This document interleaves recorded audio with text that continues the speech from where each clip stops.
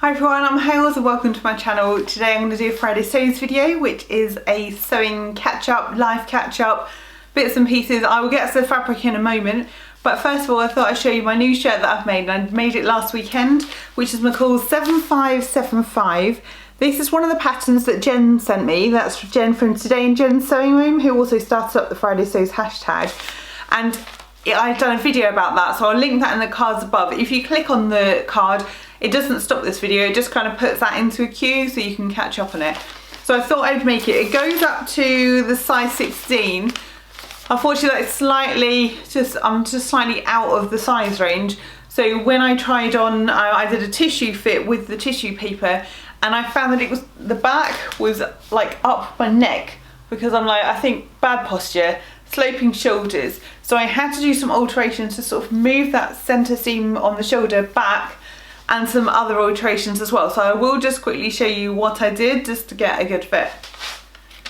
So I traced off the piece here, and this is the front piece finished like here initially. So I added on, I didn't add anything here because I thought this was then gonna extend the neckline. It's gonna interfere with the collar and everything, and then rather than have to make alterations there, I kept that, but then I basically added like that. So I added a triangle wedge. So I just graded out. So I added more length here, but kept that one the same because that fitted okay. I then also, the bust dart, you can maybe just see here, this is the same position the bust dart was in, but it was up higher. So I've literally just dropped the apex of the dust, the point of the dart pointing to the apex.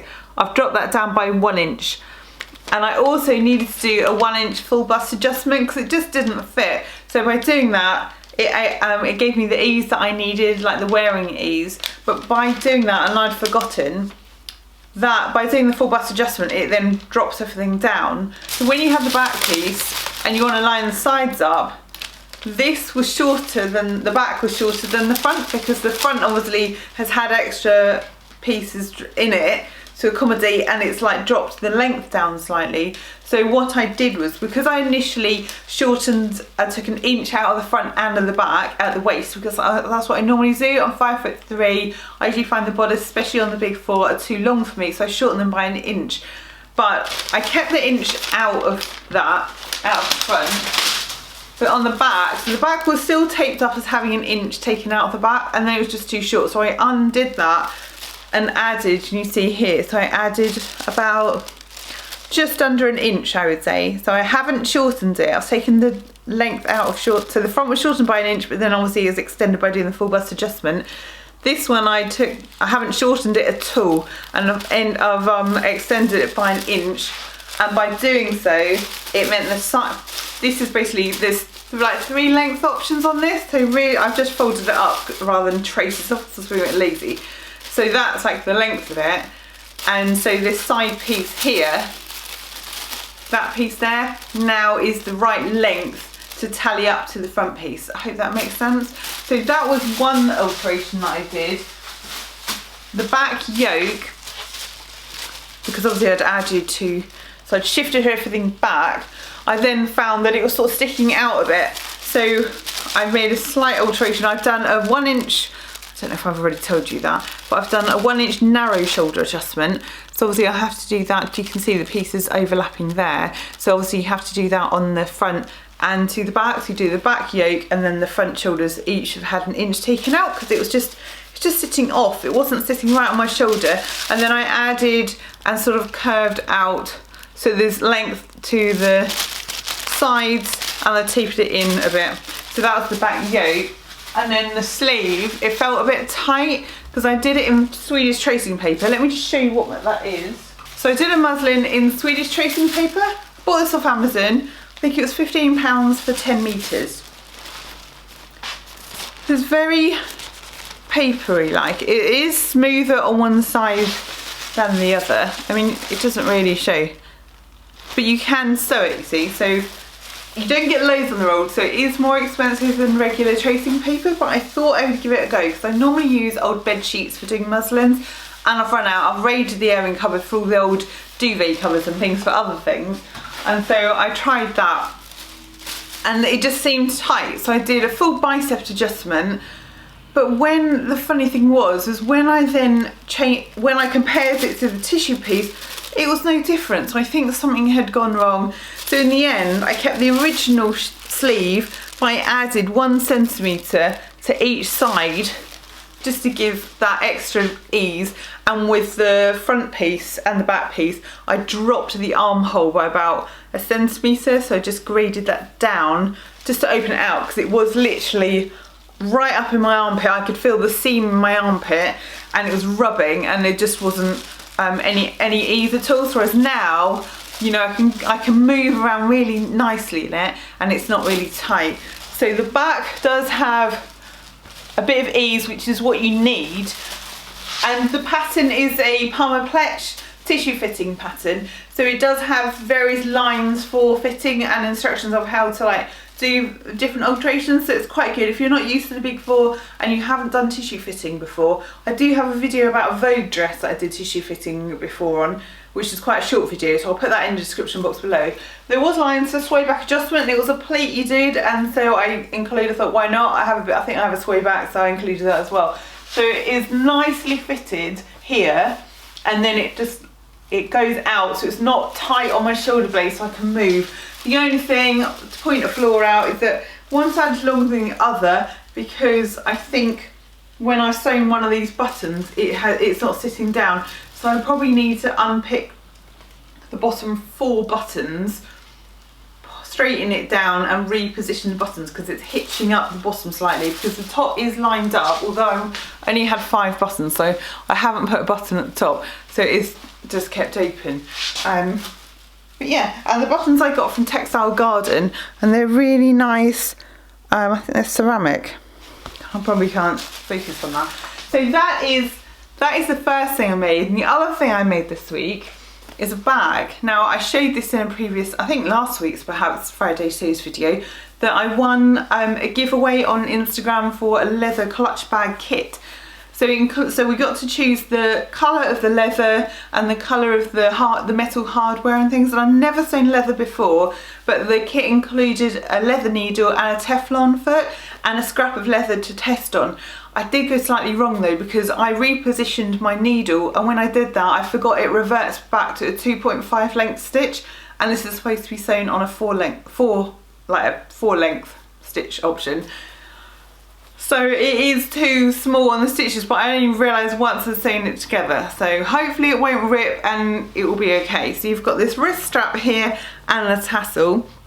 So the tassel and the kit, everything was already cut out, which is a bonus because it spread it out, but it's a lot quicker. So you have to unscrew this and twist this in, and then put a screw in that holds the tassel in. And then you have to put like a rivet on, and then you have so it's fully lined. But I'm quite pleased with that, because, you know, first time doing leather, it was quite scary. You can't unpick leather because it will leave a hole, and I did go a bit skew whiff. Let's just show you, because it's really not perfect.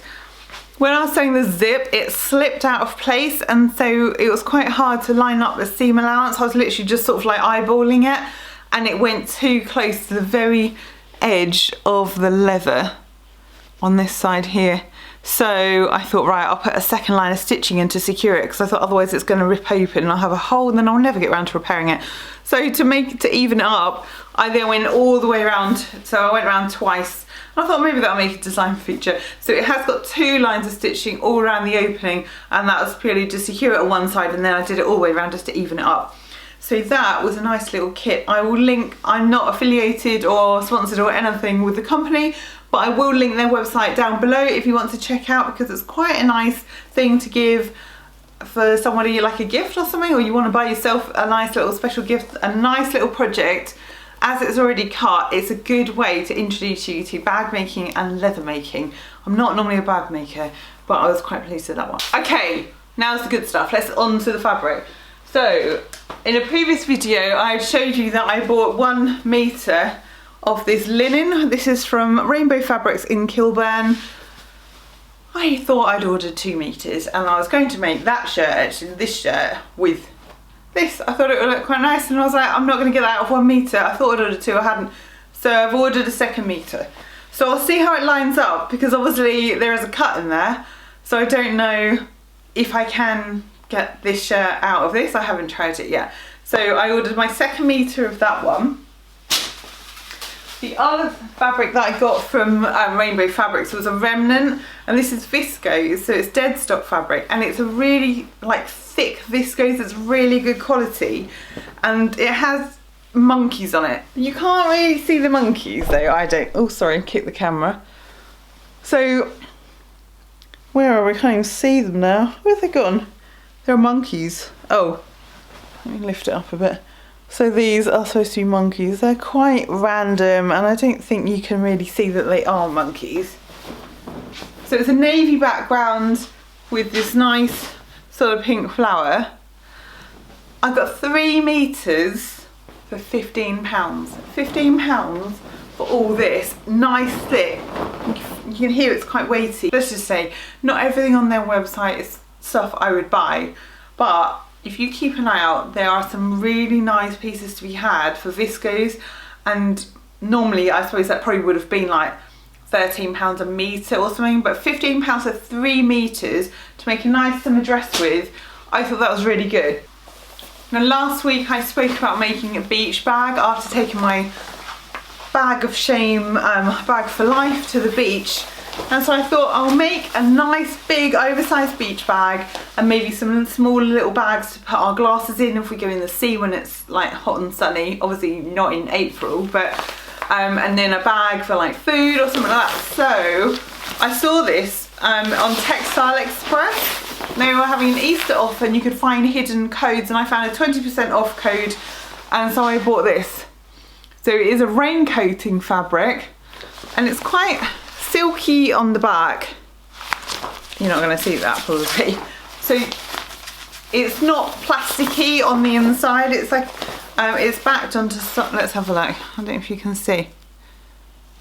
So here, that's the like rubbery bit, and then it's backed onto this sort of like nylon-y backing. So I'm not sure whether I use maybe a ballpoint needle. So it is like a raincoat, but I thought that'll make such a nice bag. So I got 2 meters of that, because then I thought that would be enough to then make matching accessories or a nice little lunch bag or something like that, and be all posh and designer rather than use my carrier bag. These next fabrics all came from Beyond the Pink Door. I have pre-washed them all apart from this one. So this is it's a cotton jersey, black and white stripe, and I was hoping to make the Edie top from the Work to Weekend, so over at eBook, which I purchased on sale the other week. Yeah, so it's like a boat neck top with 3/4 length sleeve. I thought that would just, it's just a classic basic tee, like wardrobe staple.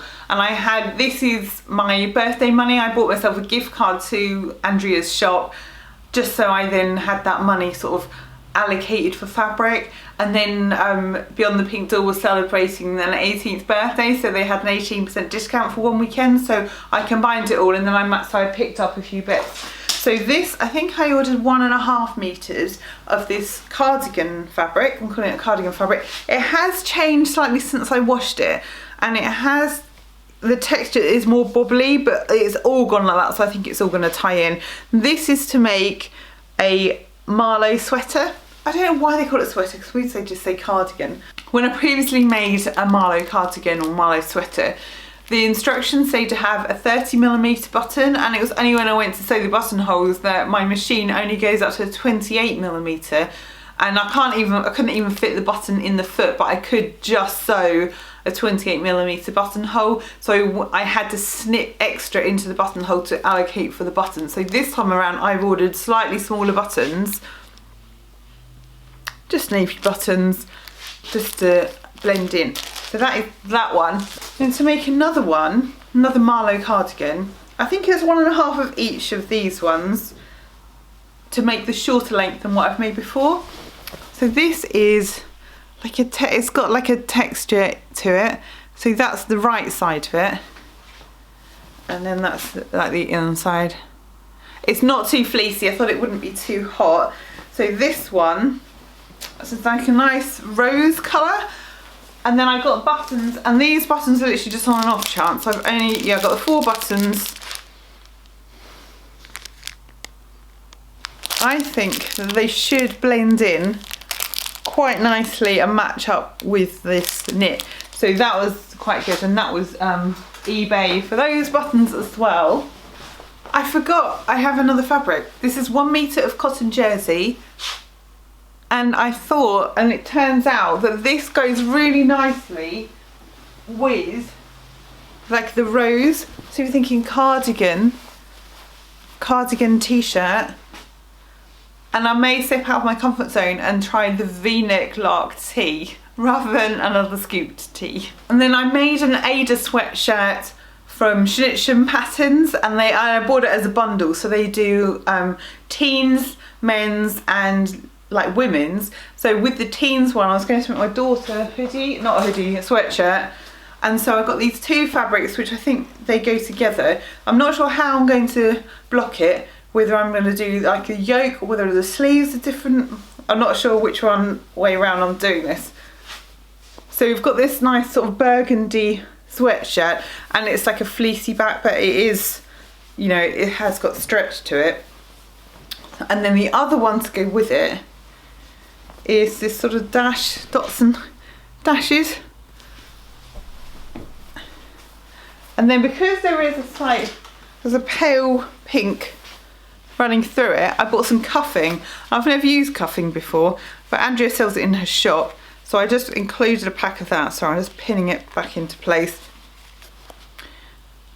And so, take the pin out. So you buy it on a length like that, and it's nice rib cuffing that you can then include. And I thought that would look quite nice, maybe just for the cuffs, probably not for the neckband as well. My daughter's not a big pink person, so I don't know if she'd want the pink near her face, but certainly for them, maybe around the bottom. We'll see how that goes. But they are, I thought that was quite a nice little project to do. I've nearly finished editing my February and March makes. It's quite a short video, but there's a lot crammed in there, so it's one that you don't want to miss. So make sure you've got your bell notification on, then you'll see as soon as I upload that, and click. I'll see you in this video here for more sewing inspiration.